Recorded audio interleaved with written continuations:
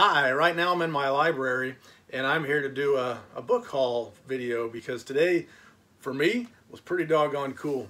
I was in Jacksonville, Florida, and usually when I'm in Jacksonville, Florida, I'll hit up a bookstore in downtown, or uptown Jacksonville, downtown, uptown, called Chamblin's Uptown. Seems to me it's downtown. They say it's uptown. So I'll hit that bookstore and I love it. They got a lot of cool stuff from Easton Press, Folio Society, stacks and stacks and floors of books, and you can spend a long time hunting, searching, and pecking. Movies, all kind of stuff. It's a lot of fun. This time I'm in Jacksonville, or this time I was in Jacksonville, and I decided to break the cycle. Instead of hitting Chamblin's Uptown, I decided to hit the other Chamblin's, Chamblin Book Mine. It's just out of town, on the other side of town, Chamblin Book Mine. But before I did that, I was eating lunch and I Googled, or I used the Waze app to try to find how to get to Chamblin's Book Mine from where I was at. And I saw that there was a 2nd and Charles nearby. Hey, I'm at 2nd and Charles in Jacksonville, Florida. I've never been to this one. I've been to the one in Gainesville once. I've been there twice. I've been to the one in Gainesville twice. Haven't bought anything there yet. I did fall for their every $5 and up bin, and was disappointed when I got at the register to find out that my $5 and up autographed Mallerman book was $28, and I left it with the cashier. But let's see if I have any better luck in Jacksonville, Florida. 2nd and Charles, what do you got for me today? All right, so I went into 2nd and Charles, and right up front they've got a cabinet right up by the front windows. It's got their rare collectible stuff, Stephen King books, Easton Press books. It's got a lot of stuff, and stuff that really, a few books that caught my eye, books that I wanted for my shelves. But as you squirm around and twist and all that kind of stuff to see the price on the tags, all of them were priced either equal to or a little bit more than what I probably see it sold for online. And I wasn't looking for an online or greater price at the 2nd and Charles. I was looking for a good price, looking for a deal, a steal, sale of the century. And that's what I found first. So I looked at that cabinet, and then I just randomly took a right to an aisle. I didn't know where I was at or what I was going for, but I'm walking down this aisle, and 2 sections down, I saw a book in the W section. This was in the W's.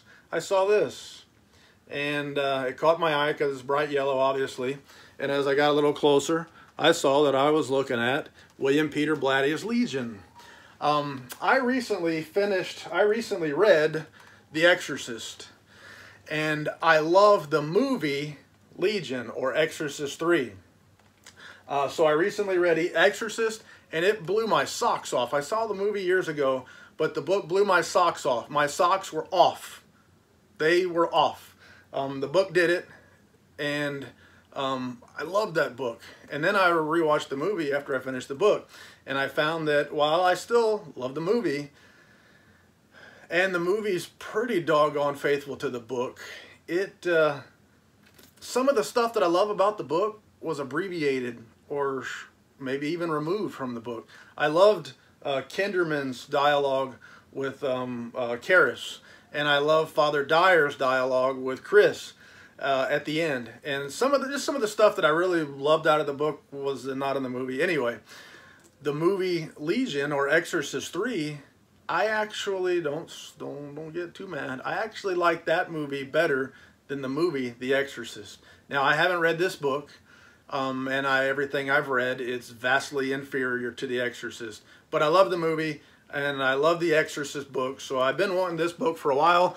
I just didn't want to get my pants pulled down on the price. And one thing that I was saying, okay, cool, if it's a first print, first edition, I found a good buy because it's $5.35.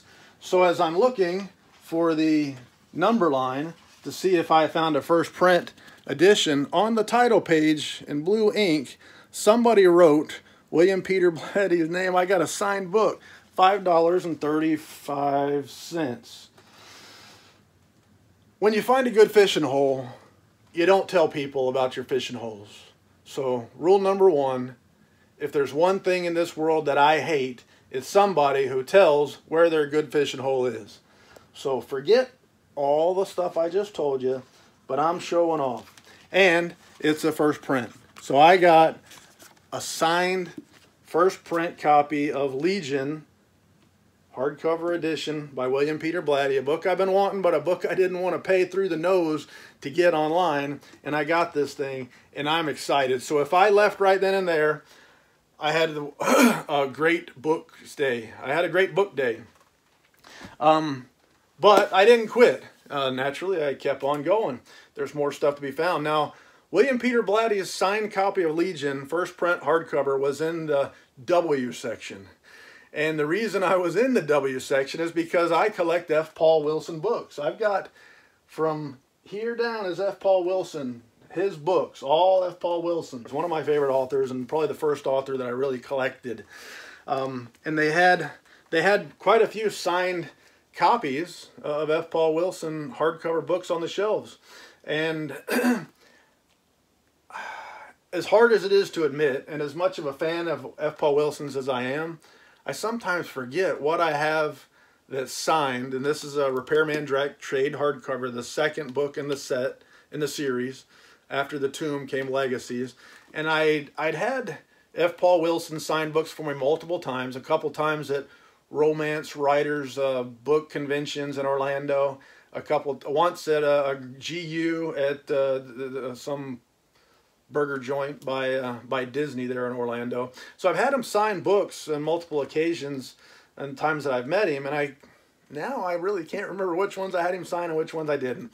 So they had a handful of books. Some of them I knew I already had signed copies, so I left those for the next lucky F. Paul Wilson fan that happens to be searching. Legacies I got. This one, somebody's notes are in here. This one was a first print hardcover, and in Legacies, the true first edition, first edition was the United Kingdom copy, which I have over here from Headline, but the first U.S. edition was this one here, and this one is, golly, it's signed. Can you see that now? Signed by F. Paul Wilson. That's his signature for what it's worth, and glad to have it. Coming to find out, I already had that book signed. That was one of them that I had him signed. So, hey, I got two now. And then the other one, which I haven't checked yet, I have this first print edition, Deep as the Marrow by F. Paul Wilson, and found a first print. I keep saying first print, but most of the time when you're looking at books, you'll see a number line here. And typically, the first print will go all the way down to a 1. Sometimes it'll be 1-0. Sometimes it'll be 10-9-8, all the way down to 1. There are various ways, but a first print usually have the number 1 in the number line. And this one also is signed. I got it because I couldn't remember. I didn't think I had him sign it. This particular book, although I've got one, and I haven't checked it yet. So hopefully I've added a signature to my F. Paul Wilson collection. If not, I got $8 dupes. And then I spent a long time going down all these aisles looking for books, and I found nothing that I really wanted to buy. And then I got, like, in the H's or something, right in the middle of the alphabet, according to my alphabet anyway, they had several aisles that were now out of sequence, and they were, one aisle was signed books, or one section was signed books, one was hard to find or rare, one was first editions. It was specialty books stuck in a spot here, kind of randomly. And there were some neat ones in there, but none that really struck my fancy until I saw this one here. And if you're a Suntup collector, you know that Suntup's got Jaws that's already been sold, and they'll be shipping hopefully this year pretty soon. And so this would be a hardcover version of Jaws, and it's a little funky. Not a perfect dust jacket, but I pulled out my smartphone and I looked, trying to find out how do you figure out if it's a first print, first edition, because it doesn't have a number line or any of that kind of stuff. And what I think I saw pretty quickly, was on the first print of this book. First print, first edition. Down here it says first edition. And then looking a little farther, I don't know anything about this or why, but on page 311, and I'll see if I can find it here, page 311, there's different designations for different printings, I guess, if you can see it down here. Weird, that doesn't make any sense to me, but and maybe I'm wrong, that's just what I found. And this one is P36. So what I think I know, and it may be wrong, correct me if I'm wrong, comment, call me up, stop by, whatever. Let me know so I can get the dogs put up first. What I think I know is this would be a second print or second impression of this first edition Jaws Peter Benchley. Saw some on eBay. I saw one on eBay just like this, a little bit worse condition in the dust jacket, but it's not. This one's not great. In the $130 range. This one was $49.95. So suckers gots to get what suckers wants, and I got this one. Glad to have it, nice and excited. I'll probably not search any farther for a perfect condition or anything like that. This will go on my shelves and satisfy that itch. At Second and Charles, I also picked up a reader copy of Misery, since, believe it or not, I've never read this book. It was $2.50, so I figured, hey, I can afford $2.50 for a reader copy of a book. And then I spent a lot more time going down all the aisles, found nothing. I should have left then, but you never know. Who knows what I might have missed had I done it. Now, I told you, after that, I was thinking, well, shoot, I got a 3-hour drive home. I just want to go home. So I got in a car, GPS'd home, and started going home. And I said, I still have never been to this Chamblin's book mine. I've been to Chamblin's Uptown, and I love it. I want to go to Chamblin's book mine. So I'm going to make a this way on the way home. Now it's off to Chamblin Book Mine. I've been to the one downtown, Chamblin's downtown, but never this one. See what we can see. And I didn't want to spend the 3 hours there that I probably would have if I had time. I was hoping to get in and out, and that's kind of what I did. I hit a few aisles. I looked at some of their specialty stuff. Right up front, they had the cabinet that's locked. It's got their expensive stuff, the stuff that they're charging a lot of money for. It's not all worth it. And a couple of the items that I said, I want to look at that. May I please look at that? May I please look at that? Thank you, ma'am, and stuff. They were way, way, way, way over what you can buy those books for on the interwebs if you're going to shop. But I found this one here, and I already had it, and it's the Bachman books, Stephen King Bachman books. I already had this book. I bought it online at some point. I don't remember. A year ago, 8 months ago, what have you. It's got Rage, The Long Walk, Road Work, and The Running Man. And The Running Man is one that I love, a story that I hold dear for a variety of reasons. And I already had one, but this one, this dust jacket and this book is practically perfect. This would be, the way I look at it, about as good as it gets. So I figured I'll buy this one. I paid $70 for it. I've seen them. I think I paid $50 for my other copy. And I bought one of these. I bought one of these at a thrift store in Fort Payne, Alabama one time. I paid $2.50 for one of these and several old paperback books. However that worked out, I don't know. And I still got those books. They're to read. But I don't have this one anymore. It wasn't as nice as my other one, so I ended up selling it. Made a hefty advance on that one.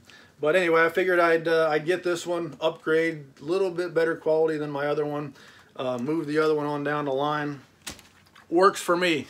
I paid $70 for it. Are you still there? This is where I have to bust into my video because I just showed you this book right here.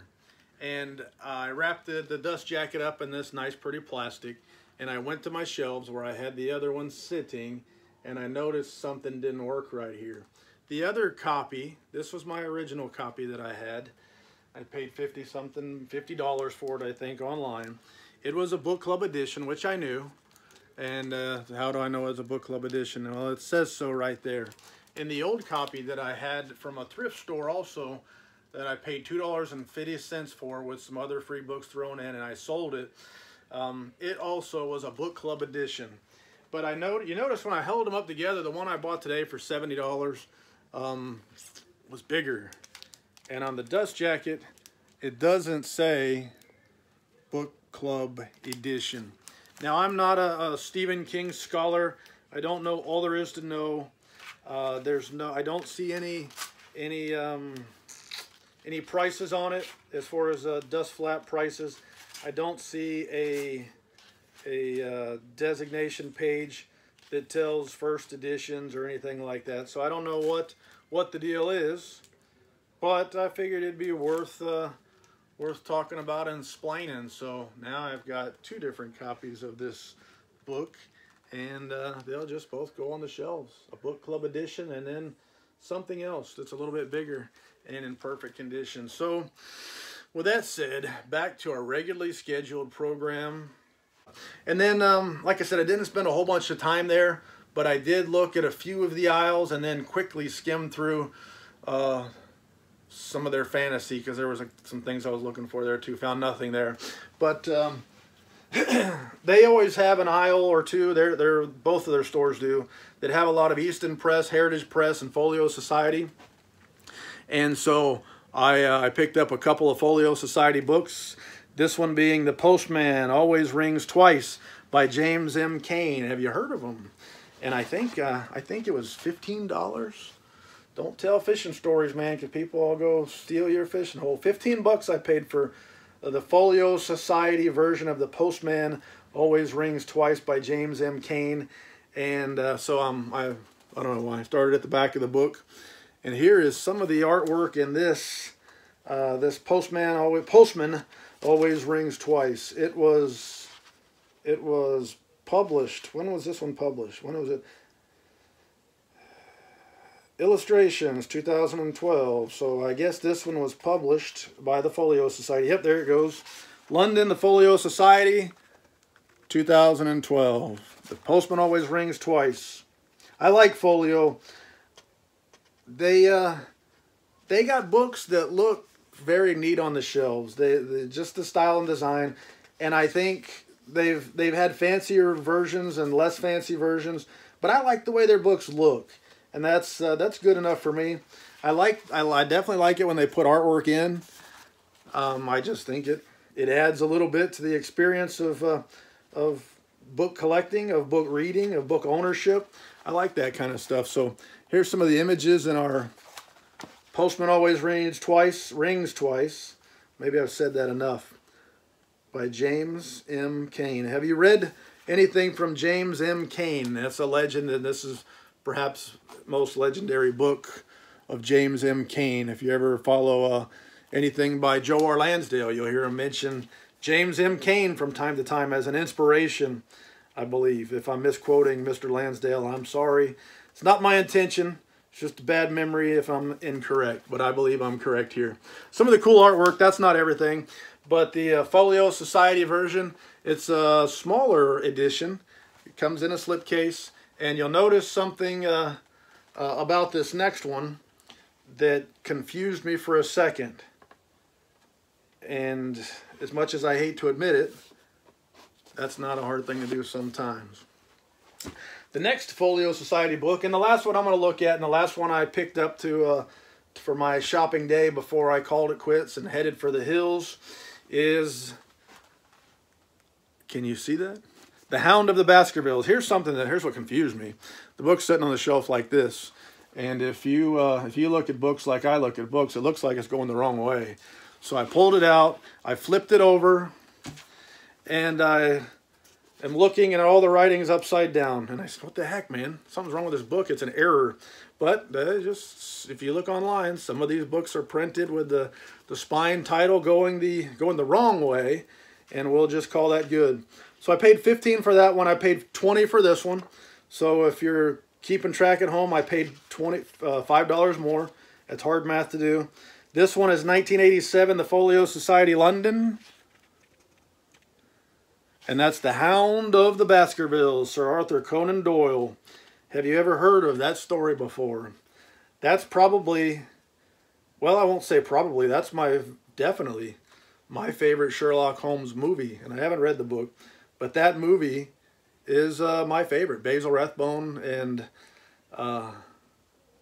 the way it played. It was a little bit different than a lot of the Sherlock Holmes in the fact that he was kind of not the central character for a large portion of that movie. He was somewhere else or in disguise or what have you.